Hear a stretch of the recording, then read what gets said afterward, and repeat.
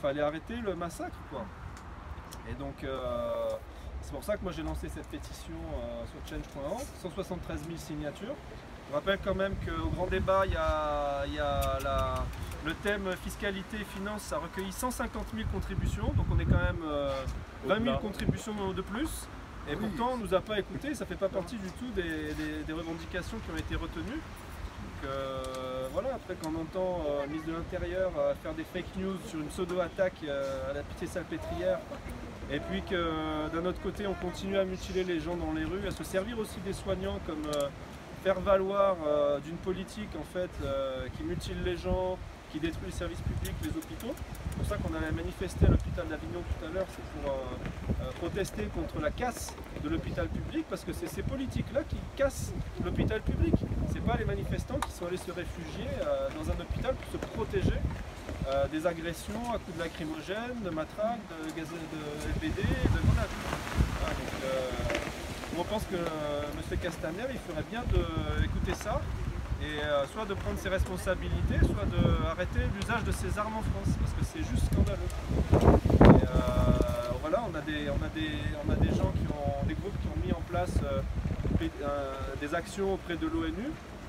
Moi, je soutiens cette démarche. Parce que c'est intolérable en tant que soignant. Nous on est là aussi pour dire qu'on est contre tout ça, contre ces armes, aussi contre le fichage des manifestants. Nous on a été scandalisés, hein, donc il y a Dr Krezek et Marty qui est syndicaliste, soignant, médecin syndicaliste qui sont intervenus au niveau des réseaux sociaux et des télés pour dénoncer aussi le fichage des manifestants. On nous demande de renier notre secret professionnel en fait pour dénoncer des gens, quoi, nos concitoyens qui vont juste revendiquer des questions légitimes.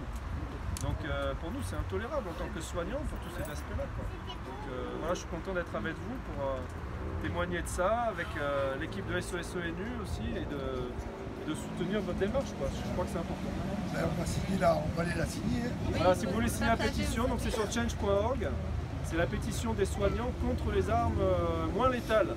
Parce qu'en fait, on dit moins létales, pourquoi? Parce que ça veut dire qu'elles tuent ces armes. On a vu Zineb Redouane qui est morte à Marseille d'un tir de lacrymogène dans le visage.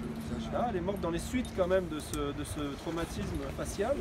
Et maintenant, on va dire que c'est pas la lacrymo qui l'a tuée. Bon, après, on peut jouer sur les mots, mais au final, ce sont les armes qui tuent et qui mutilent, quoi. Donc quand même près de 280 blessés graves en France. On n'est pas au Venezuela, on n'est pas au Soudan, on est en France, pays des droits de l'homme. Donc je pense que les gens sont légitimes, et les soignants encore plus, de défendre ce combat. Exactement. Voilà. Merci. Je vous en prie. Merci à vous de m'accueillir sur ce rond-point. Et la dame qui va là, elle a pas eu tête là.